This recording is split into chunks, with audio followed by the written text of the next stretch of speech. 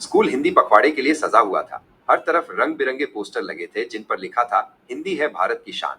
रोहन बहुत उत्साहित था, लेकिन उसकी दोस्त आन्या कुछ उलझन में लग रही थी। रोहन, मुझे ये समझ नहीं आ रहा, आन्या ने कहा। हम हर दिन हिंदी बोलते हैं, फिर इसके लिए इतना बड़ा उत्सव क्यों मनाना? रोहन मुस्कुराया। आन्या, हिंदी सिर्फ एक भाषा नहीं है, ये हमारी पहचान का एक हिस्सा है। 14 सितंबर को इसे हमारी राजभाषा के रूप में अपनाया गया था। ये दिन हमें उस एकता की याद दिलाता है जो हिंदी पूरे भारत में लाती है। तभी उनकी टीचर प्रिया मैडम ने कक्षा में घोषणा की, बच्चों, इस हफ्ते बहुत सारी मजेदार प्रतियोगिताएं होंगी। निबंध लेखन, कविता वाचन, वाद विवाद और एक नाटक भी। आप सब जरूर हिस्सा लें। मैं कविता वाचन में भाग लूंगा, रोहन ने उत्साह से कहा। उसने आन्या की ओर देखा। तुम्हें भी कुछ करना चाहिए आन्या, बहुत मजा आएगा। आन्या ने मुंह बनाया। मुझे ये सब हुबाऊ लगता है।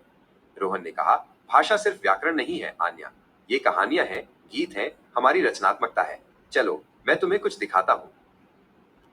रोहन आन्या को स्कूल की लाइब्रेरी में ले गया। उसने उसे प्रेमचंद और महादेवी वर्मा जैसे महान लेखकों की किताबें दिखाई। इन कहानियों में हमारा भारत बसता है, उसने समझाया। आन्या की आंखों में एक चमक आई। उसे एक विचार सूझा। उसने निबंध प्रतियोगिता के लिए अपना नाम लिखवाया। उसका विषय था, विज्ञान की दुनिया में हिंदी।